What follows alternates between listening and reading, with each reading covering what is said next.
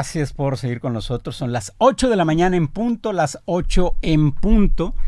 Le agradecemos mucho a la consejera del Instituto Estatal Electoral, Alma Alonso Valdivia, que está aquí con nosotros, nos visita esta mañana, está en nuestro estudio de E-Media, de Pop Extremo, Sonora Grupera, para hablar sobre la violencia política en razón de género. Muy buenos días, consejera, ¿cómo le va? Gracias por acompañarnos. Muy buenos días, Marcelo, al contrario, gracias por invitarnos. Saludo con mucho gusto a las personas que nos están viendo y escuchando. El tema de la violencia política en razón de género, que pues siempre lo hemos abordado, lo hemos analizado, le hemos dado seguimiento, aprendido, ¿verdad? Aprendido qué es desde que, y cómo ha ido cambiando la narrativa y inclusive el marco que hay, ¿no? Normativo en relación a esto, pero obviamente con sus altas y sus bajas, ¿no? Dependiendo del contexto, dependiendo de los casos que se estén presentando. Y para abrir, consejera, ¿en qué momento se rebasa la libertad de expresión? ¿En qué momento se rebasa la libertad de expresión y caemos en violencia política en razón de género? Mira, Marcelo, qué interesante la pregunta, porque hay una línea muy delgada entre ambos, digamos, conceptos. Entre la libertad de expresión, pues es un derecho humano que tienen los medios, ¿no? A expresarse, y sobre todo que conlleva la finalidad de informar. Pero existen incluso varios criterios a nivel nacional donde ya hay un rebase, ¿no? La violencia política pues se ha proliferado en cuanto a ese ejercicio que tienen los medios precisamente de informar y de expresarse y de hacer una cobertura con, digamos, el tratamiento que se le da a algunas notas que tienen que ver con mujeres. Recordemos que este tema tiene que ver 100% con mujeres. Se rebasa cuando, en uso precisamente de la cobertura noticiosa, pues se expresan notas que tienen que ver con estereotipos de género, por ejemplo. Sí.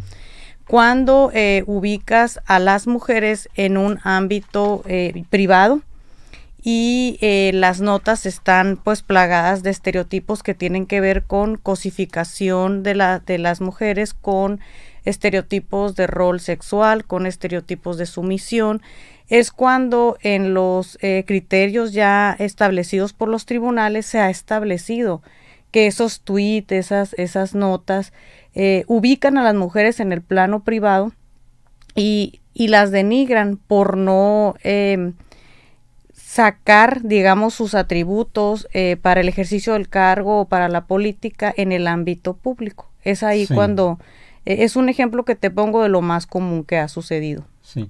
Y viceversa también. También puede ser al revés, a los hombres. La violencia política es, ahora sí que tiene nombre y apellido, es contra las mujeres en razón de género y obedece precisamente a la estructura patriarcal y al contexto histórico que se vive, y no nada más en Sonora, también en México. Vivimos una sociedad 100% patriarcal donde el poder, la toma de decisiones, ahora sí que la actuación en el ámbito público ha estado pues 100% dominada por los varones.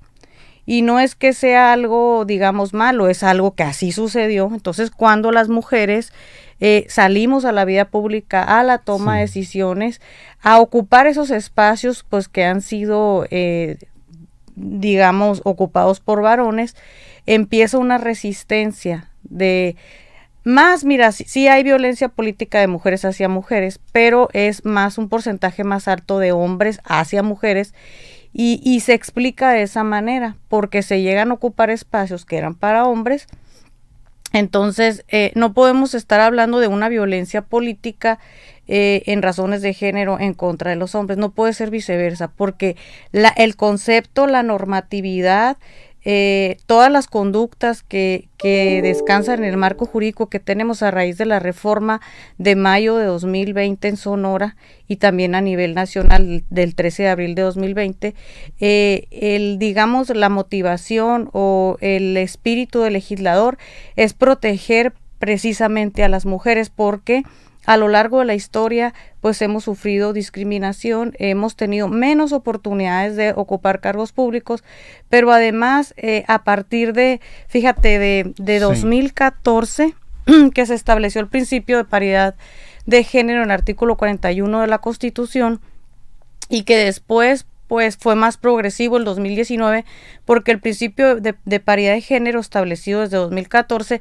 creció a la llamada paridad en todo, que atraviesa los 3 niveles de gobierno y los 3 poderes, incluyendo los órganos constitucionalmente autónomos y los sistemas normativos indígenas. En ese sentido, las mujeres ya tenemos la garantía de ocupar el 50% en todo, no nada más en cargos de elección popular, y pues todo ese contexto de reformas que de 2014 a la fecha ha ocurrido han provocado pues que las mujeres que lleguen a ocupar esos espacios derivados de ese principio pues estén siendo violentadas. Sí, es entonces muy delgada la línea, consejera, y es les causa o les resulta a las instancias aquí correspondientes fácil determinarlo, cuándo es libertad de expresión, cuándo se rebasó y cuándo se cayó en esa violencia política en razón de género. Definitivamente no, Marcelo, y que es también igual de interesante la pregunta, igual que la primera, tiene mucha relación. Mira, nosotros en el Instituto Estatal Electoral, ya para entrar en materia, nos encargamos pues de recibir la denuncia y de substanciarla, es decir, somos la instancia investigadora. Sí. Es al Tribunal Estatal Electoral de Sonora a quien le toca hacer un análisis concienzudo para determinar esa línea delgada y resolver si existe o no existe violencia política contra las mujeres en razón de género. Pero el tribunal aquí en Sonora, por ejemplo, en los casos que ha determinado violencia política, obviamente hay una estandarización o hay, digamos, una ruta a seguir para determinar si es violencia política o no. Y ¿cómo podríamos decir? ¿Muy estricta o flexible?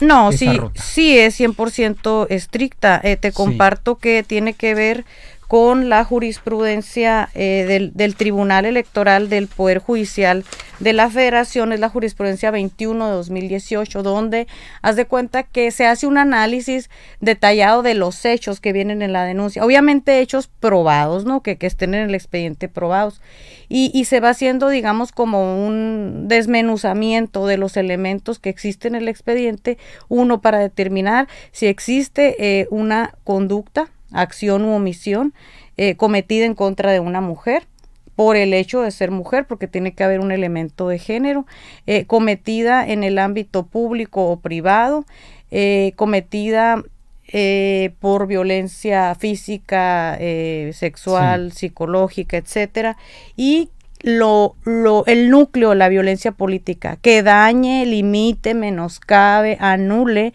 el ejercicio de los derechos políticos y electorales de las mujeres. Sí. Esos elementos, digamos, son como el estándar mínimo que debe seguir el tribunal para determinar la existencia de la infracción en la vía electoral. Sí. Conocemos y los casos más sonados son en conductas o expresiones en redes sociales, ¿verdad? O en algún medio impreso, en algún medio electrónico, ¿no? Donde haya espacios de comentarios. Hay otros medios en los que se puede otros ámbitos. Sí, ejercer la violencia política y tipificarse como tal. Sí, mira, la violencia política, digamos que es como esta mano. Tiene todas estas rutas. La violencia política puede ser un delito. Está tipificado en la Ley General en materia de delitos electorales. Puede ser una infracción electoral y está, digamos, las infracciones, el marco normativo en la Ley de Acceso a las Mujeres a una Vida Libre de Violencia y también en la Ley Electoral de Sonora. Puede ser también una infracción administrativa si la comete un servidor público e incluso está catalogada como infracción grave en la Ley de Responsabilidades y Sanciones para el Estado de Sonora. Y puede haber violencia política también al interior de un partido, y es al partido político a quien le toca investigar, atender y sancionar esa violencia política. Digamos que todas estas vías son autónomas, independientes y pueden coexistir. Es decir, si yo sufro violencia política por la vía electoral, también puedo poner una denuncia en la Fiscalía de Delitos Electorales. También, si esa violencia política la comete un servidor público, puedo interponer la denuncia ya sea en la Contraloría o en los órganos internos de control de los ayuntamientos o los órganos internos de control de los órganos constitucionalmente autónomos, y la resolución le toca al Tribunal de Justicia Administrativa. Entonces, en todos esos ámbitos también se mete el Tribunal de Justicia Administrativa. Puede resolver violencia política por la vía administrativa, y es falta administrativa grave. Cuando son casos de servidores públicos, ajá, que cometan violencia política. Y contestando a tu pregunta, sí quería enfatizar todas estas vías, todas estas rutas, porque las víctimas pues no saben, ¿no? Es un problema que está, digamos, normalizado, está invisibilizado y por tanto se normaliza y se repite. Los ámbitos. Te quise acotar a cuáles son las vías que tenemos, porque precisamente ahí se desarrollan los ámbitos. Mira, te pongo un ejemplo. Cuando las mujeres son precandidatas o candidatas, ahí se puede cometer violencia política al interior de los partidos. ¿Cómo? Les ocultan la convocatoria, no les dan el recurso, las prerrogativas, que en este caso es financiamiento público y acceso a radio y televisión. Ese financiamiento que se les da de parte del instituto a los partidos políticos, ya sean nacionales o locales, la mitad del financiamiento debe de ser para mujeres y la mitad para hombres. El acceso a radio y televisión para las campañas debe de ser totalmente igualitario.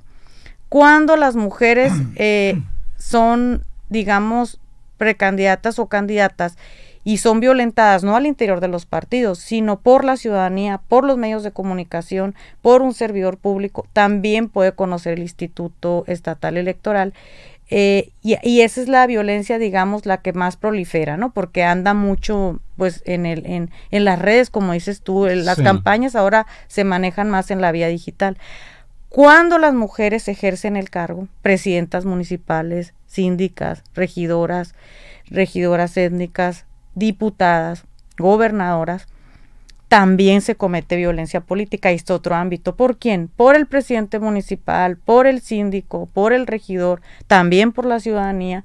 Entonces ahí también es competencia del Instituto Estatal Electoral el cometer el investigar esa falta. Y tenemos en Sonora ya presidentes municipales sancionados.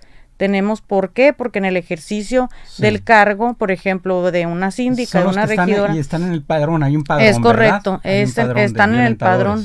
Están en el padrón, tenemos un registro local, así se llama, registro local de personas sancionadas por violencia política. Perdón, no padrón. Sí, y estamos en el 6º lugar a nivel nacional con 12 registros. Sí, ahí se puede ver en la página del Instituto Estatal Electoral. Es correcto, www. ¿Con nombres? ¿Los tienen con nombres? Están con nombres. Me permite, consejera, tenemos que hacer la pausa. Está con nosotros la consejera Alma Alonso Valdivia, consejera del Instituto Estatal Electoral. Vamos a hacer una pausa, nos permiten, regresamos para seguir platicando con ella. Queremos preguntarle cómo ve esta situación en Sonora. Ya nos decía, ¿verdad? 6º lugar. ¿Cómo se han preparado o cómo pues están viendo esta situación en el contexto del próximo proceso electoral? Entonces quedan temas pendientes. Vamos a la pausa, seguimos entonces. Gracias, estamos de regreso y le reitero a usted, está aquí con nosotros, también le agradezco mucho a la consejera del Instituto Estatal Electoral, Alma Alonso Valdivia, que esté con nosotros hablando, explicando con peras y manzanas, ¿verdad? Con peras y manzanas, un tema que insisto en que tenemos ya algunos años abordándolo, pero no sé, la percepción es de que requerimos conocer más, ¿no? De la violencia política en razón de género y con sus momentos, sus contextos donde hay que hablar más de ella, ¿no? Pues está muy reciente el episodio en redes sociales del expresidente Vicente Fox, ¿verdad? Hacia Mariana Rodríguez, esposa del precandidato único de Movimiento Ciudadano, ¿verdad? Samuel García. ¿Y cómo la ve usted con eso? ¿Fue una violencia política en razón de género, esa expresión del expresidente Fox, que le llamó dama de compañía a Mariana Rodríguez? Híjole, no sé si ese asunto ya esté, digamos, resuelto, ¿no? No está resuelto, sí. No está resuelto, nomás lo echan para afuera a Vicente Fox de X, ¿no? Sí. De la red social. Yo te decía que cuando hay un uso de estereotipos, en este caso Sí. ahí se ve digo sin prejuzgar sobre el asunto, porque Sí. no nos podemos pronunciar como autoridades Claro. electorales Sí, cuando hay entendemos asuntos muy en bien. trámite. Así a simple vista es... cuando hay expresiones de ese tipo pudiese constituir Sí. un ataque de este tipo, ¿no? Sí. Los actos o los adjetivos discriminatorios. Los adjetivos discriminatorios. Lo que pasa, Marcelo, es que aquí Sí. hay que tener mucho cuidado también y no abusar de la figura. Porque se llevan muy rudo algunos ahí en redes sociales, ¿verdad? Sí. Con esos adjetivos Sí, pero en mira, relación al aspecto físico. Eso es parte de lo que tienen que evaluar los tribunales, pero te decía, no hay que abusar de la figura porque no todo es violencia política contra las mujeres en razón de género. Hay que ver siempre el contexto en el que se dicen las cosas. A veces Sí. pues sale una frase, pero las frases a veces no vienen con ese dolo, no todo es violencia política. Y te pongo un ejemplo. En el monitoreo que hicimos la vez pasada en el instituto a medios de comunicación, que ese es el segundo año que lo hacemos. En 2021. En 2021. Las elecciones de 2021. Disculpa, en el proceso anterior, no el año pasado, en el proceso anterior. Sí. Por ejemplo, la empresa que hizo el monitoreo nos puso ahí en los hallazgos se monitoreó medios de comunicación en Sonora a radio y televisión, para ponerte un poquito en contexto. A radio y televisión nada más a noticias, y nada más a noticias que tienen que ver con cobertura en el ámbito político electoral. Sí. Entonces la empresa en su primer informe, fuera de contexto, nos pone ahí una frase, dice: los medios de comunicación utilizan muchos estereotipos porque se refieren a las mujeres precandidatas y candidatas como la señora. Es que Sí. la señora Lupita, la señora María, la señora. Entonces, no nos especificaron por qué en qué contexto se estaba utilizando la palabra señora, y pues nosotros sabemos que la palabra señora es aquí en Sonora la utilizamos para decir, mira, la señora, digamos, es como no tanto un adjetivo, es como una deferencia a veces hacia una persona. Sí, aludir de manera respetuosa a alguien. Aludir de manera respetuosa. Entonces no todas las frases, llevan implícita una violencia política por el solo hecho de la frase. Tienes que analizar el contexto en el que esa frase se dice. Entonces, es el trabajo que le toca al Tribunal Estatal Electoral. Es el que lo hace. Al tribunal, el tribunal hace ese análisis con base en la jurisprudencia esta que te mencionaba, 21 del 2018, que precisamente se establece, digamos, como un molde, como un estándar a nivel nacional por parte del Tribunal Electoral del Poder Judicial de la Federación, para que haya un criterio, porque está muy subjetiva. Ahora sí, como bien dijiste, hay una línea bien delgada entre lo que es libertad de expresión, porque ustedes como medios tienen derecho también a expresarse, y nosotros como autoridades o como personas que ejercen un cargo, dicen por ahí que tenemos que tener la piel gruesa, ¿no? En el soportar la crítica, en cuanto al ejercicio de nuestras funciones. Soportar la crítica, ahora sí que no debe de constituir ya per se una violencia política. Es un análisis muy fino que se hace con varios elementos por parte del tribunal. Entonces, por lo general cuando nos hacen este tipo de preguntas a consejeras o consejeros, no nos podemos pronunciar porque en primera instancia, cuando hay asuntos en trámite, pues no tenemos esa competencia. Además, estamos impedidos para prejuzgar sobre los asuntos, pero el análisis le toca al tribunal. Lo que sí te sé decir es que en la mayoría de los casos, pues sí han prosperado, ¿no? Sí. Sonora, ¿cómo lo observa por el antecedente que hay de 2021, el estudio, el análisis del lenguaje que se usó en medios y también entre los políticos mismos, ¿no? En campaña, ¿cómo lo observa y como se dice, qué áreas de oportunidad hay? Yo creo que sí hay grandes áreas de oportunidad, Marcelo. Yo creo que el tema de la paridad, que es de donde la paridad, digamos, la violencia mejor no se puede explicar sin el tema de la paridad, van junto con pegado. Sí. Yo creo que la paridad no debería de ser una imposición o un principio, debería ser una cultura ya, sí. El vivir en una cultura igualitaria entre hombres y mujeres, no nada más en cargos públicos, sino en todo el quehacer, en todo lo que hacemos en nuestra sociedad. Entonces, en Sonora sabemos, y digo, hay que decirlo como es, ¿no? Sabemos que hay una cultura machista en el norte del país.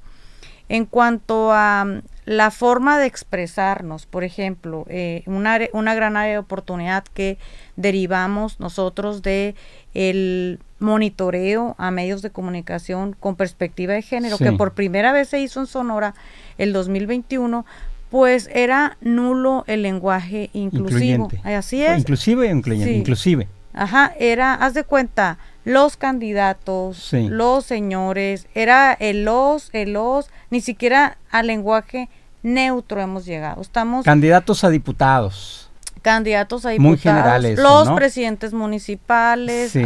Sí, es correcto. Entonces, para empezar. Pero eso es muy tipo, es algo, ya nos vamos a lo cultural, pues a lo tradicional, pues, ¿verdad? Es correcto. Yo creo que no se hace con deliberadamente con un afán de excluir.